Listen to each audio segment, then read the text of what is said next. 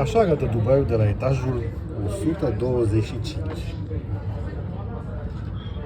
din clădirea Burj Khalifa. Imaginează-ți că undeva în această zonă, în această minunăție, ai putea avea apartamentul tău.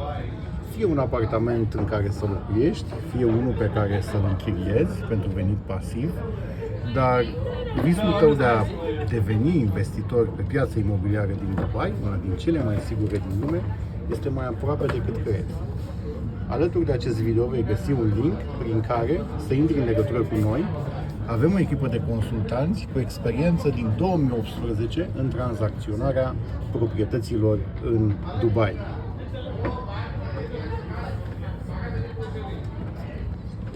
Pare ireal, dar este o realitate a prezentului și a viitorului din care poți face și tu parte.